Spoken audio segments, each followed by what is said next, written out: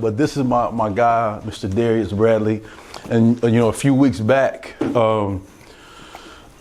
Scarborough, y'all did like Hurricane Katrina stuff, right? Y'all saw the videos, and like some of the stuff, it really blew me away because like some of the stuff I knew, right? But there's a whole lot of stuff that we saw in the videos that I didn't know.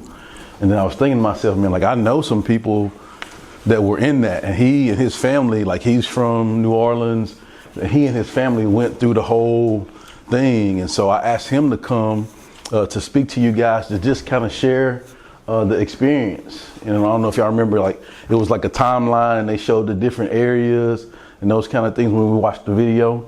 So he'll talk about some of those things, and we'll try to make sure that we leave time at the end if y'all have questions as well. But man, good guy, Darius Bradley. Give him a hand. I appreciate it, guys, and I appreciate it, Brother Chip, man. That's my big brother for real, man. Though we both are motivational speakers and multiple best-selling authors, first and foremost, we're kingdom men, right? We're just children of God, right? We're sons of God. And so I'm not really big on a title thing, but I do respect it because it shows what our sweat equity can produce and result at the end of the day. Right, so how many of you saw that video that Chip is talking about, Mr. Baker is talking about? Raise your hand, let me see, by show of hands. Okay, if your hand isn't raised, how many are familiar with the Hurricane Katrina events and all of that good stuff? Not many? Okay, so this is what I want you guys to do. As you're listening to me speak about my story and my journey, I need you to hear my story, but I need you guys to find your story within my narrative. Does that make sense? So what I mean by that is, think about some of the worst times in your life, the most challenging times in your life, whether people knew about it or not. And you have to figure out a way to grow through that stuff that you were going through. You know, it's not always easy to go through something and then on top of that to grow through that very thing that you're going through. But when you're doing it for yourself and or others, it's not, I want to grow through this. Your want becomes a must.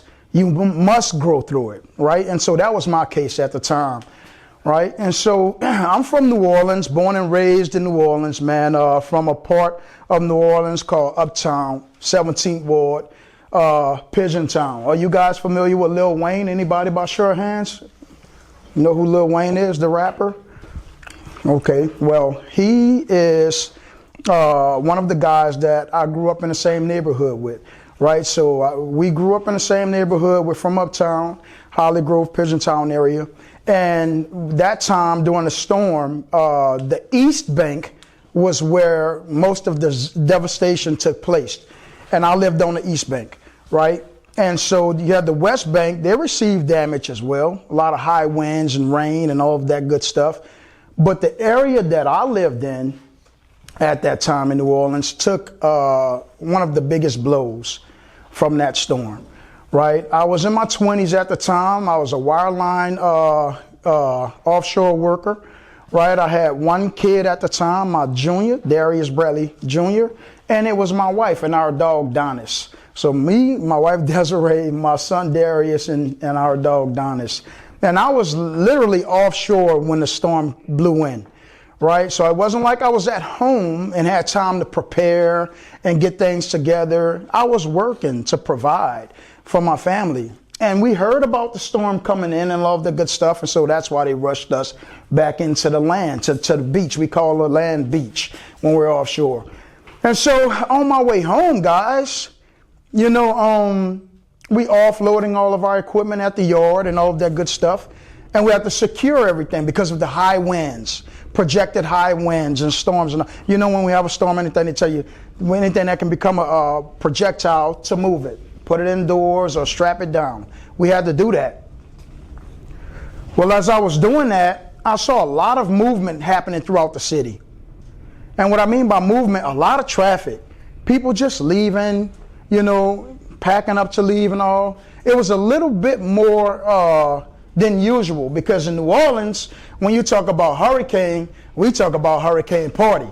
You know, everybody's throwing a hurricane party. Why? I don't know, guys. That's just something that we do in New Orleans, right? We had a great time when the storm blew through and everybody made a party out of it. But this time, it wasn't time to party. It was actually time to get on out of there. But the ideology and the mindset, because of past experiences and behavior, most of us wanted to stay and just have a hurricane party. I made it home and I heard on the news, our mayor said, okay, guys, we have ordered so many body bags. And if you don't leave, you'll be in one of those bags. Guaranteed. That's all I needed to hear. I called my mom. I'm calling my sister. I'm calling my brother. I only had enough time to pack me, my son, my wife, and our dog. No furniture, no clothing, no personal pictures, no anything. I had enough time to say, let's get in the car and let's go.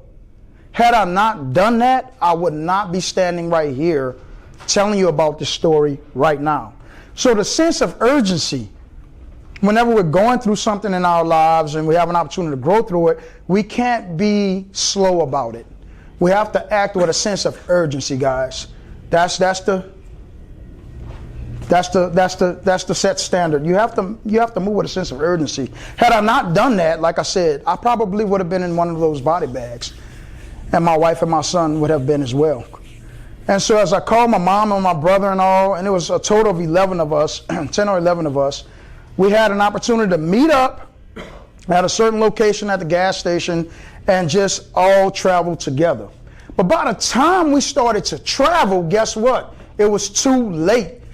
Everyone was coming to Texas. That was the safest place to come, and la-da-da. Well, in my case, that didn't work out like that.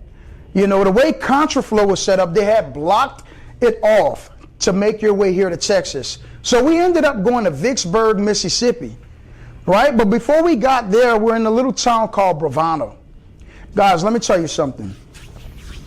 Traveling in that storm, see, I got caught up actually in the storm. The storm hadn't passed over, and then I'm traveling. The storm wasn't on its way. I was in the midst of the storm. And I'm going to tell you something. That experience as a father and a husband, or just a person, period, I don't wish that upon anyone, not even my worst enemy, right? The night was dark as the paint on this wall, so you couldn't see anything. The sound of the wind, it sounded like a collective of 1,000 trains. I couldn't hear anything but the howling from the wind. And you're seeing things move, but you don't know what it is that's moving. And you're trying to drive on the interstate. Cars are breaking down. People are walking on the side of the road because they have ran out of gas and they don't have the resources that they need. So you're trying to creep down the highway so you don't hit anyone. People are breaking down. People are running up to your car. And let me, and you're like, oh my God. And I have a kid and he's crying. The dog is barking, freaking out. My wife is freaking out. And I'm trying to stay calm because I want to freak out too. But somebody has to stay calm through the storm. You're not Superman or Superwoman. You're just trying to do your part as best you can. Why? Because others are relying on you. And so in my case, I had my little family relying on me at the time. But I still have the banging on my window. I'm rolling over stuff. I don't even know what it is that I'm rolling over to this day. I don't even know what it is that I rolled over. I don't know if it was a person or a thing, a debris. I have no clue. I would never intentionally hit anyone. But I couldn't see what was in front of me. I'm barely looking at the brake lights on the car in front of me to follow them. But keep in mind, I'm in a little Malibu at the time. And I had two nice trucks, F-150. I didn't even have time to take my trucks. I didn't have time to pack. I just had to go. Our vehicle is just swaying from left to right. And I'm trying to keep everything in that little car and just we traveling and you don't know what's in front of you. It was cold. The wind was so cold. The rain was so just unforgiving. Now, as you're hearing my story, guys, remember I said, think about the worst moments in your life. Whether someone knew that you were going through that, or they had no clue. And the things that you had to do to overcome those emotions and those feelings, those challenges, those trials and those tribulations, maybe you may be going through it right now. I don't know. But you do. Or you may know someone that's going through something right now. And they're trying to figure out how to grow through it because you don't have all the answers. I knew I needed to get somewhere, but I didn't know where that somewhere was at. I knew I had my wife and my son and our dog, and I needed to get to that somewhere. But I didn't have any direction. I didn't have any clue. And all the verbiage and the signs and the signage, they had been lifted and uprooted and blown God knows where. I have no clue. So now you're really clueless as to where you are.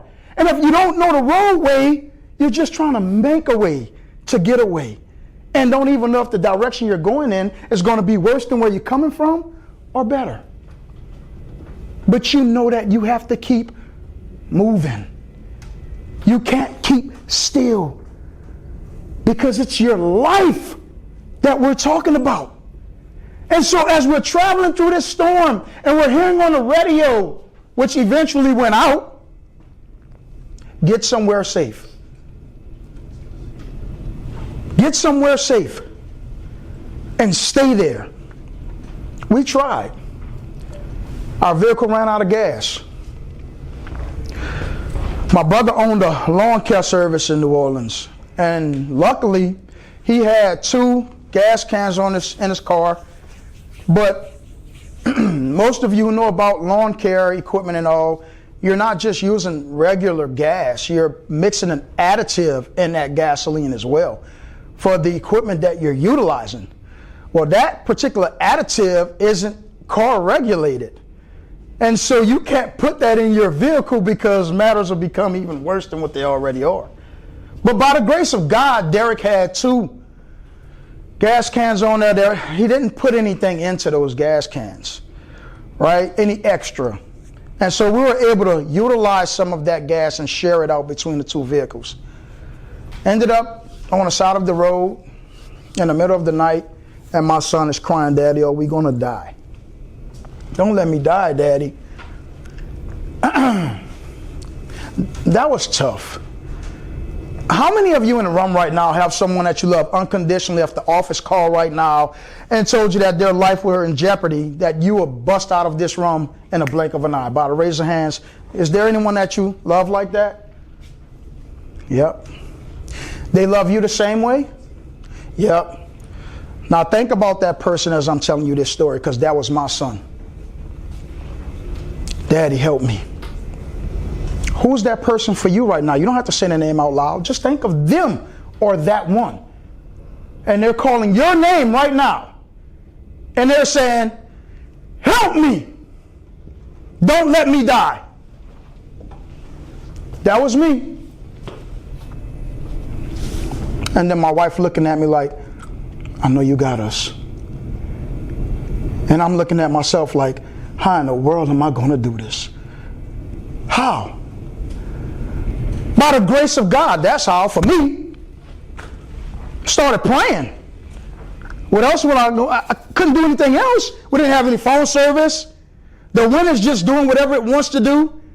You guys familiar with the Wizard of Oz when the wind started blowing and the house was in the air? We saw stuff like that just going all over the place. And didn't even know what it was. And you hear, "You go, horns are blowing."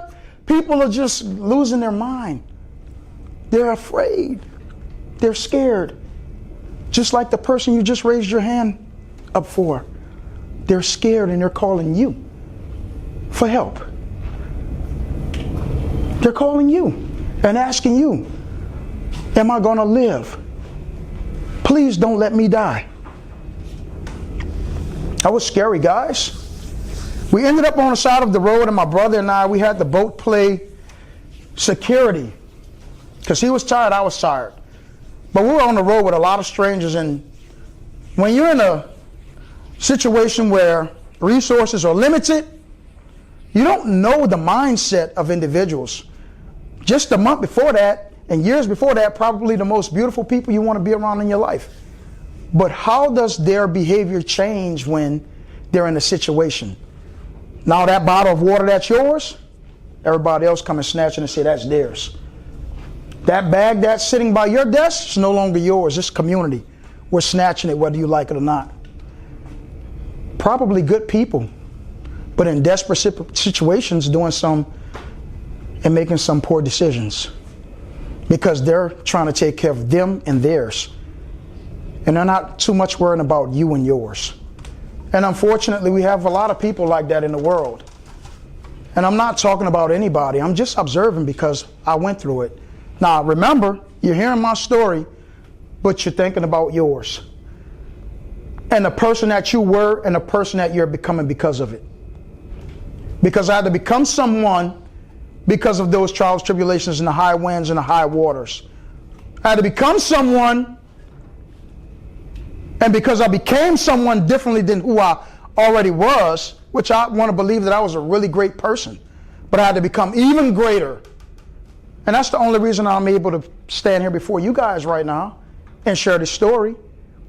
Because I didn't just go through a storm, I decided to grow through a storm. And now we all have to make those same decisions. My home was under 17 foot of water. Yeah, niece, 17. And mind you, I said I had other vehicles at home. Have any of you guys ever eaten gumbo or know what it looks like? You have a lot of ingredients in that stuff. It tastes good too, right? Well, I'm going to skip ahead and I'm going to move back. Once I made it back home to check on my property, the inside of my truck that I was unable to bring looked like the bottom of the swamp and just a gumbo warehouse, and they just dumped everything inside of my truck. Everything that you can want in there that you didn't want in there was in there, right? Everything. My house was under 17 foot of water. The water was rising at about 2 feet per minute. You know how fast that is? You don't have enough time to, I don't know, you need to go now. And that's probably not even fast enough. Even if you are a great swimmer, you have so much debris and things, and let's not forget the crocodiles that were all in the neighborhood, the snakes and everything else, because they were there. They were washed up there. And they were lurking, and they were doing what they do, because that's what they do. I had a cousin that lived 2 blocks away, 3 blocks away from me. He didn't know how to swim. Trey. He got caught in that storm, guys. He was on the 2nd floor of his home. I don't really know how he got out of the house. I don't know if he had to bust the window or the pressure from the water bursted out. I don't know. But Trey didn't know how to swim. So when you don't know how to swim, you're freaking out, right? How many of you guys know how to swim by show of hands? But before you knew how to swim, you had to learn, right? So you were probably fighting the water a little bit or doing things differently. Trey didn't know how to swim at all. And if you don't know how to swim, they usually give you a device called a what? A floating device or a life vest or something that you can float on, right? And if you get caught up in a desperate situation, you don't know how to swim, and something is floating next to you, what are you going to do? You're going to grab it, right? That's what Trey had to do. But you know what he had to grab onto? Deceased bodies. Trey had to grab onto deceased bodies. I've never done that in my life. But that shows you how desperate he was to live. He grabbed onto anything that he can hold on to. Trash cans, cars, anything that was floating by so he can stay afloat. Remember, you're hearing my story, but you're thinking about yours. Because this isn't just a story, this is real life, guys. And in life, we're going to go through storms. But I need you guys to know that we can grow through these storms as well. We can. It's not going to be easy, nephew. It's going to be challenging. But niece, I promise you, you can do it. I promise you, you'll discover who you are. I promise you, you'll do things differently. And I promise you, you'll live a life that you never had before because of the person that you became through the trials and the tribulations, Neff. I promise you that, man. Travis had to float on those bodies from New Orleans East all the way to the New Orleans Superdome while good old New Orleans Saints play. That's quite a distance, guys. We're talking over 15 miles. Not on a beautiful sunny day. Not on a little cloudy day. Not on a day I need to wear my little jacket today. No, we're talking about some rough stuff. It's bad enough you're going through a storm. Now you don't even know how to swim. And you're surrounded by water that's up to 17 foot. And you're reaching out to, oh my God, now imagine freaking out. I'm claustrophobic. I don't know how many others are. But don't put me in a tight spot. Because now I'm about to freak out. And I'm going to have a strength out of this world trying to bust out of whatever it is that you have put me in that confinement that I don't want to be in. I can't even imagine what Travis went through. I can't. I'm probably not even doing his story any justice. You don't even talk about it. So that lets you know right there. You don't want to revisit that. Right? How many places in our lives is it that we don't want to revisit because we've made it through, but we're still haunted by it, and no one knows?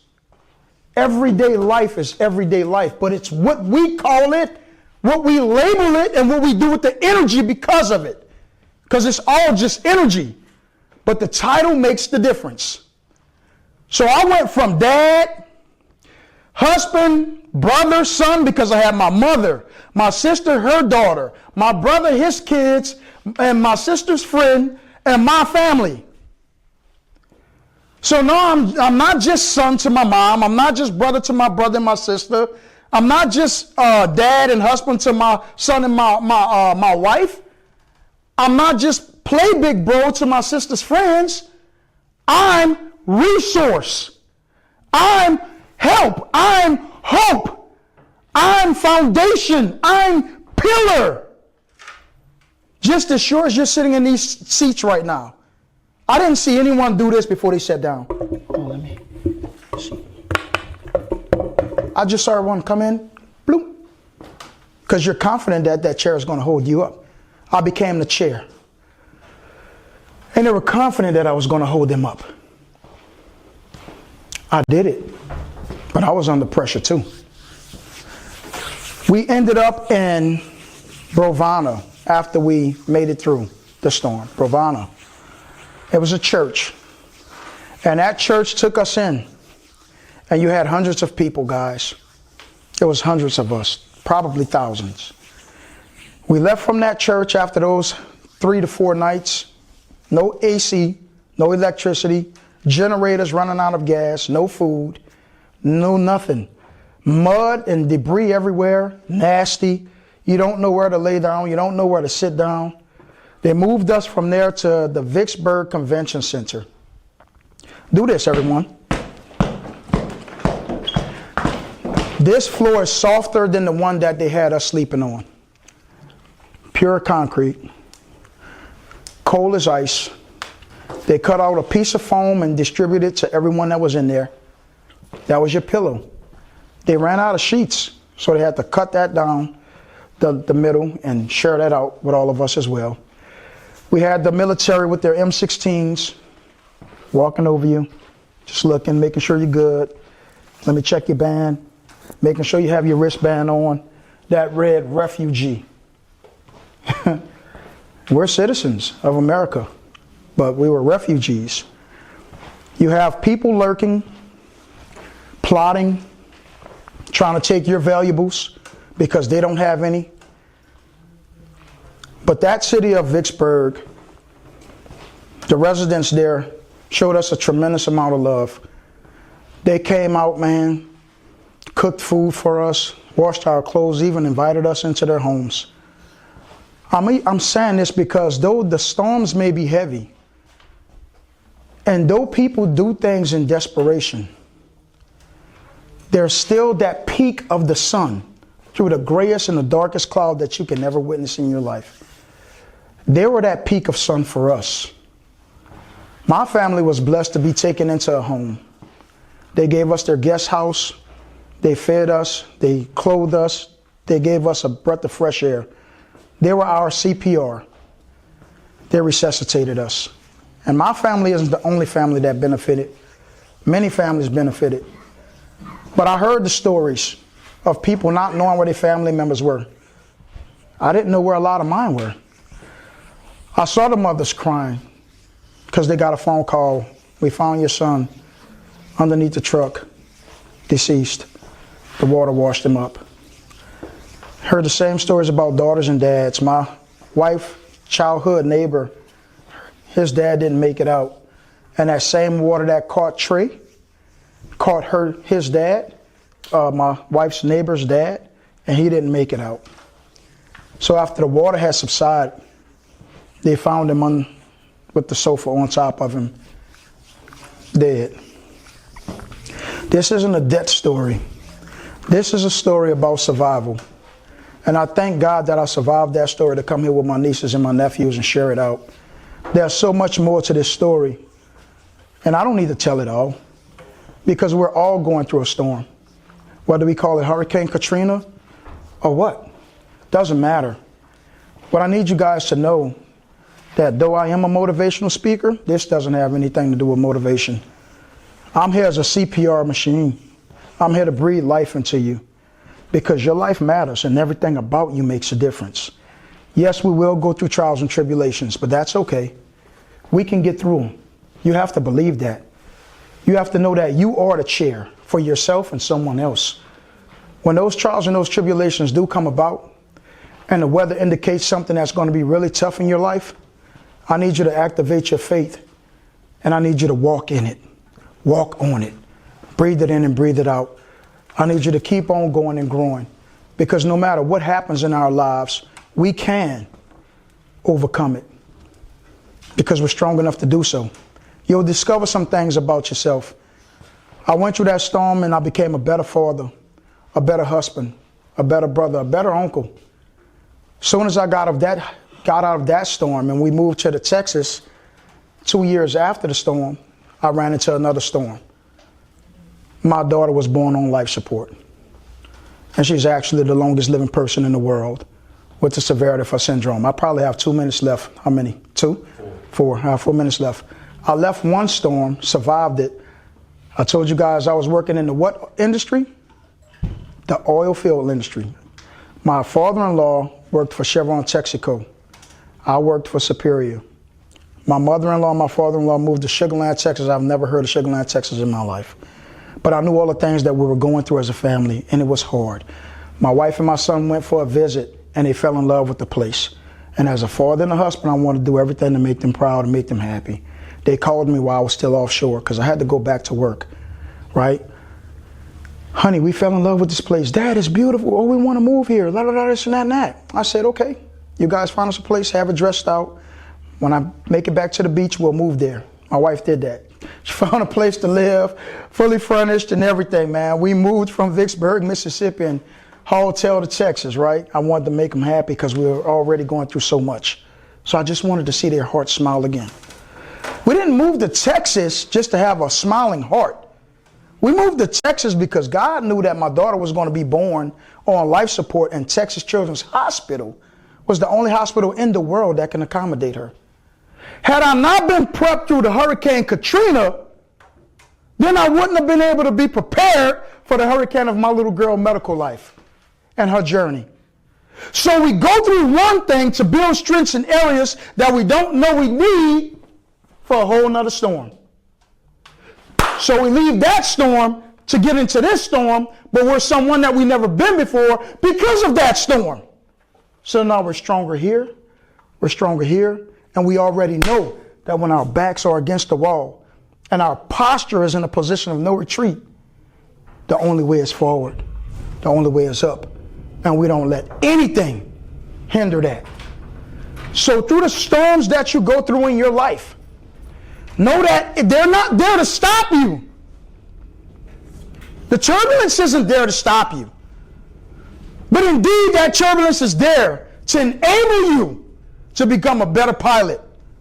So continue to throttle up and fly anyway, because you can.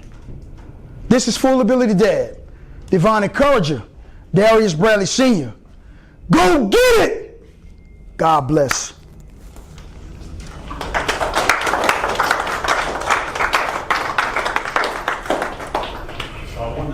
Time for questions. So throughout this story, this journey, if any of you guys have a question or anything hit on, we got time to do that. So if you could, if they ask a question, you could repeat the question. Yep. And then answer. And guys, don't hold back. We're family, man. We got time. Yeah, we're growing, guys. Like, nothing is off limits. I just gave you a snippet of that story for the sake of time, right? But that story is much longer and much deeper. But any question, don't hold anything back. Hey, Unc, I want to blah, blah, blah, blah, blah. About my daughter, about the storm, about the experience, about whatever it may be. I'm serious, man. Don't hold anything back. We're here to grow together. So come on, throw it at me. Don't leave me up here like a stranger, man. Like, ask me some stuff. Anybody, because I'll call you out. So I'm giving you guys a chance to just be brave and go through the storm and ask some questions, man. Come on. It took me 1 hour and 30 minutes to get here. Y'all better ask me some questions, man. You know what I'm saying? I came here to come share this day with you guys. So please, ask anything. All right. Go ahead, Neff. So where you at now in life? Like, what you doing now? So nephew asked me, what is it that I'm doing now after all of the turbulence, right, that I've been through? Great question. What's your name, nephew? Ben. Neff Ben. Yes, sir. Man, where your uncle is now in life, man, I'm currently still being the best father and husband that I can possibly be, right? I'm serving my gift of go-get-it encouragement, right? And go-get-it encouragement was born because of that storm. So you never know what's going to come out of what you're going through when you grow through what you go through. So I'm currently serving as the speaker. I'm currently serving as this multiple best-selling author that my big brother have a lot to do with, right? But because of that storm, I'm able to be a blessing to others. I've repurposed my pain. And outside of the titles, I want to believe that I've become a better person. I'm a person who appreciates things a whole lot more than what I've ever before, because I see how quickly things can be removed from us. Gratitude is the skeleton key to every door that we're finding to be locked right now. It's locked because we're not grateful for the minuscule, the little things. Just being able to cross our legs like that, that's a big deal. I know some people that sitting in the hospital right now, the only thing they can do is move their eyes. So my heart posture is, I live in an atmosphere of gratitude with an extension of reciprocity. Giving back more than I can ever receive, because I know that I don't know how many heartbeats remains for any of us. So I'm just being the greatest servant leader that I can possibly be with my family, outside of my family, and everything that God blesses my hand to do. I'll just become a greater person, man. But great question. Does that answer your question? Yes, sir. Absolutely, dude. I appreciate you. Give it up, man. Clap it up for Ben, y'all. Anyone else? Go ahead, Neff. What's your name? Zach. Zach? Nephew Zach. Go ahead, Neff. What made you switch your past from oil to motivation? What made me switch my career choices from the oil industry to now being a motivational speaker? As I was still in the oil industry and serving as a wireline hand, my daughter was in the hospital. She was in the NICU for 7 months, over 200 plus days, her first 7 months of life. I didn't even know what my daughter looked like. They had so much tape on her face and tubes in her mouth, and she was just all decorated with everything the hospital can provide, right? And they would see me on my knees every day by the bedside, praying for my baby. And as I was praying, I was becoming even more of a kingdom man. in that time. I didn't choose to be a motivational speaker. So in the motivational world, I'm known as divine encourager. That means God's message. These 3 words, go get it, is the Father, the Son, the Holy Spirit. And if you see really closely here, it says God bless. This represents the mustard seed of faith. God said for us to have a mustard seed size of faith that we can do anything. The red represents the blood of Jesus. The exclamation point represents the power that's within all of us. Normally you find the exclamation point at the end of anything.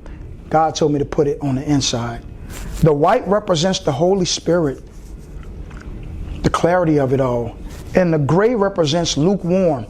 We can either stay in areas that's not going to provide life, or we can become life and step outside of that.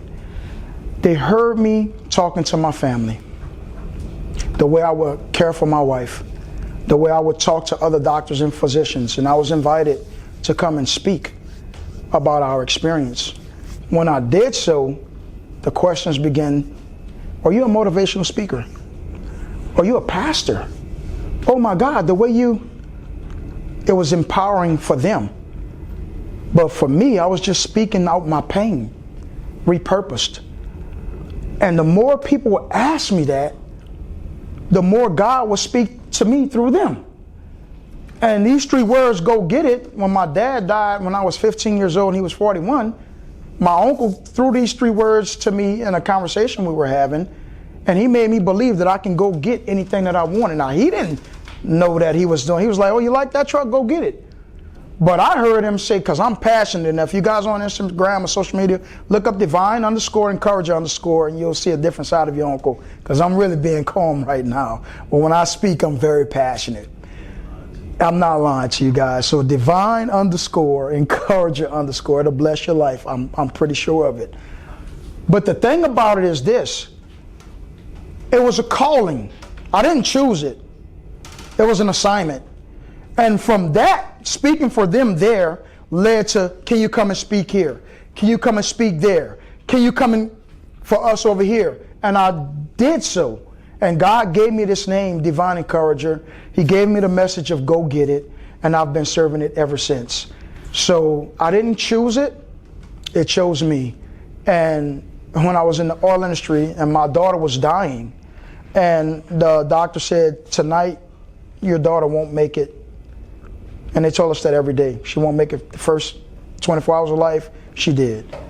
She won't make it the first 2 days of life. She did. And she's 17 years old today. But I believed that she would make it, right? I kept on believing that she would make it. And from my belief, God said, don't keep that to yourself. I need you to go and share that out. So I was fired from my offshore job because my boss told me, if you're not here in 2,400 hours, see you when I see you.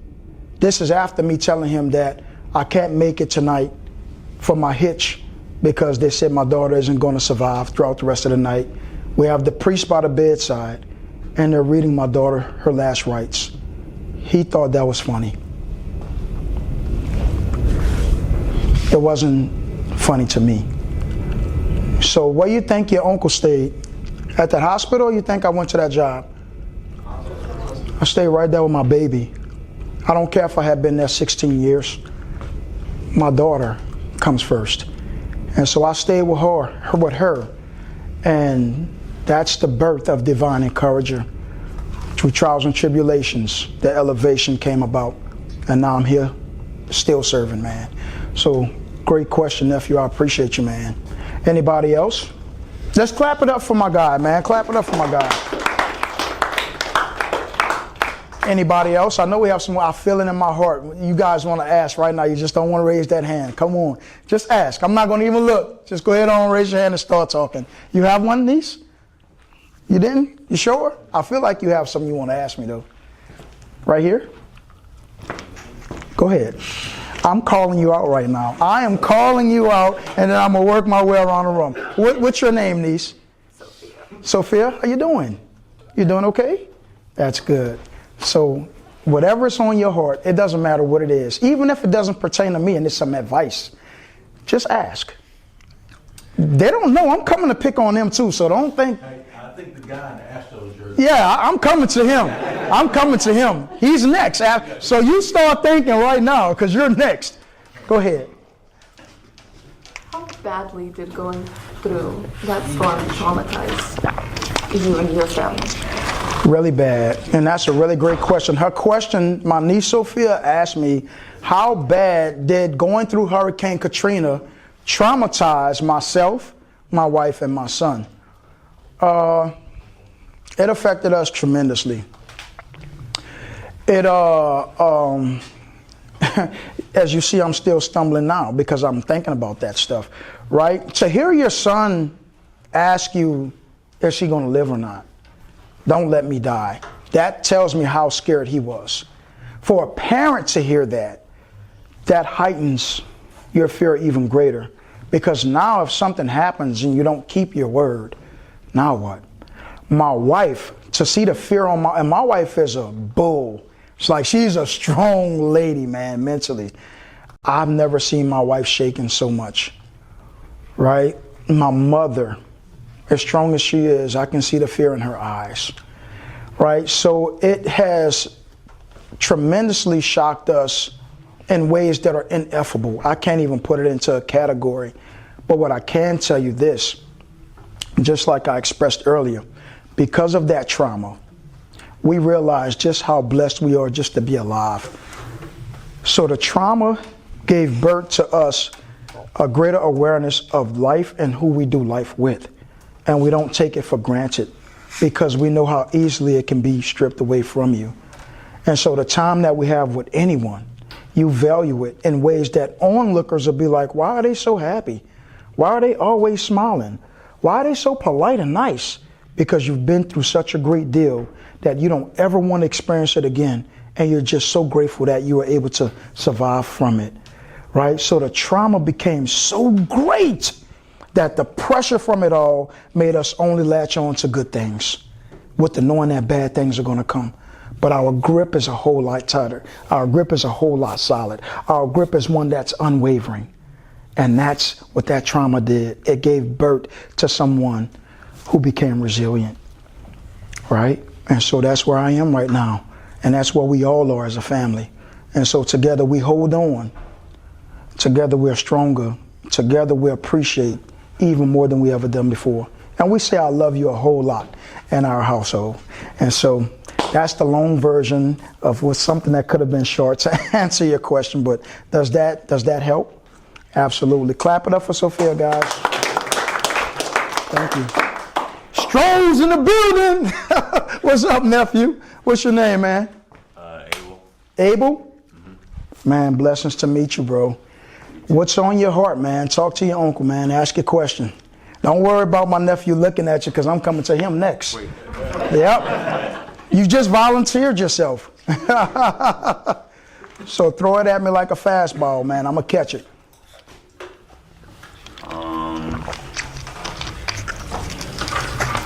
Whatever's on your heart. How did you respond, like in a way, to that family that like helped you in the hurricane? Like, how did you feel, I guess? From the assistance that I received from family. So Abel asked, how did it make me feel from the like, did you feel the help that I received? Go ahead. From family members? Go ahead. Add on to it. Family? What family, if they gave me rendered aid or anything like that? So, man, when I was actually going through it and reaching out to family, I didn't know where everyone was at. We were scattered about. But my immediate family, my mother, my brother, and my sister, my wife, and my son, and their children, it showed me, in that immediate circle, it showed me just how much we do care and love for each other. Right? It's easy to say, Abel, I love you, man. I'll catch up with you later, bro. See you when you make it home. But do you love me when you're hurting and I'm hurting and you put your hurt to the side and come and care about mine? Do you love me when I'm 6 feet down and you're 12, but you still figure a way to dig up to me to lift me out of the hole before you even pull yourself out? I saw that love. And that love made me appreciate them even greater than I already did. And I didn't think that I can love them any more than I already was loving on them. I saw that through my mother. The things that I was doing for her, my mom was doing just as equally for me. I saw my wife, even my baby boy at that time, whatever hands he can put on something, he did it. If he saw you sad, if he saw you crying, if he saw you down and out, it goes beyond the money, because we all need that, right? Things cost. But it goes, to the extreme where who's putting their arm around you when they need an arm or two around them, right? It made me just love people even greater, right? So that's why you guys heard me. And that's a great question, because the first thing I said is that we're what? I showed you one of my main values right there. I said, don't believe in having strangers. This is a family reunion. We're nieces and nephews and cousins and brothers and whoever we want to call each other, uncles and with all that. It's just family. So it made me appreciate them even greater, man. And even my family who wasn't right there in a circle going through the fire with us at that time, when the phones were able to utilize the phones again, and I had family just so concerned. Darius, where are you guys? Do you need anything? Just the outpouring of love and support. It made you feel like you're floating out there in the Gulf of Mexico, and all of a sudden a boat comes and just the lifelines are just being thrown to you just when you're going under, and you feel something go, and it hits your hand, and you're like, oh my God, and you lift up and you see all of these faces. Right? So it just made me appreciate everyone who put a hand on things, man, when they didn't have to, because they were going through their own thing at the same time. They needed my hand, but instead they were offering me theirs. And so it just made me feel what ineffable love really feels like, man, if that answers your question. I know I go back to love a lot, man, but it takes a lot of love to love somebody. But does it really take a lot of love? You just need the love. That's it. You know what I'm saying? So great question, man. Clap it up for Abel, guys. What's up, Neff? What's your name, man? Rocky. Rocky. Neff, throw it at me. Throw it at me. How long were you all driving for? Along. So my nephew Rocky asked, how long were we driving through the storm at the actual time of the event? Days. We were driving for days. It was slow boogie, man. It wasn't, it was like a herd of turtles. Like, matter of fact, the turtles were faster than us, because you had so much debris on the highways. You had not just trees and branches and leaves and water, you had concrete.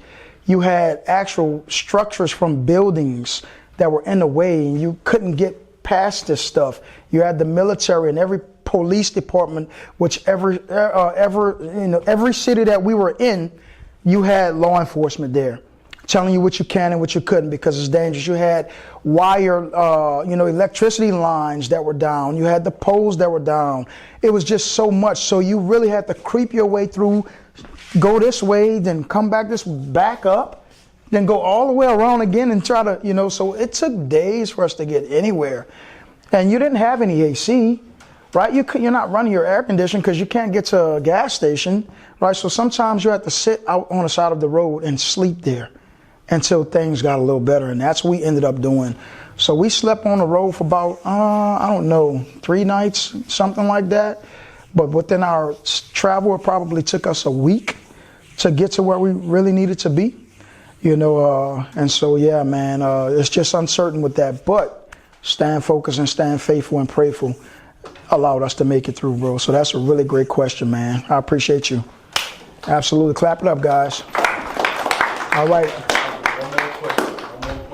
Oh, I knew it. I knew my niece was going to raise her hand. What's your name? Kylie. Very nice to meet you. Nice to meet you too. Thank you. What's your question? I'm actually going through something. How can I stay smiling through that? Great question. So my niece Holly asked, and she says she's going through something right now, and how can she stay smiling through that? I'm a very spiritual person. I don't, and force that on anyone else. But for Darius, and the advice that I have for you is that it reads in the word that, be grateful in all things. Not be grateful for all things, because whatever you're going through that's causing you a little turbulence right now, I'm not telling you to be grateful for that. But I am saying be grateful in that. and you continue smiling on your heart. Why? Because that's a strategy exit. When we're grateful in those things, it gives us a power to dilute the turbulence, to dilute the trials and the tribulations. When we're grateful in that, we find things in our lives that we are grateful for that will enable our heart to smile. When we think more on those things, other things come to mind that we're grateful for that makes that smile just a little bit bigger and a little bit bigger. Now, it's not going to be easy. So we're going to have to be intentional. We're going to have to be deliberate. And most importantly, we're going to have to be unconditional. Meaning that no matter what's going on in our lives, we're still going to have to find a reason to smile. And how we do that is by helping others, looking at other situations, knowing what they're going through, but not ignoring what we're going through, noticing who we are becoming because of what we're going through, right? You'll become someone that you've never been before. I know I said that earlier, but it will enable you to do things that you've never done before. Whatever the challenges are, know that you can get past them. This isn't motivation. This is experience. It's going to be tough, niece. You may fall down and bruise your knees and scuff up a lot of other body parts, but you will survive. You will, because that spirit of yours, it's tenacious. So know that whatever you're going through, it's not bigger than who we serve. No matter what you're going through, it's not bigger than the belief that you have in you and about you. It's heavy. And when the world is strong enough to grab us by our shoulders on the outside and sit us down, know that you have something inside of you that's strong enough to keep on standing within. So don't let it sit you down. Choose to smile, no matter what it is that you're going through. And don't worry about the outside or the inside noise, because you're more than capable. And I promise you, you will. Does that make sense? Yes, sir. Is that helpful? Yes, sir. Absolutely. Let's clap it up for Niece, man. Thank you. Thank you, guys. Appreciate you.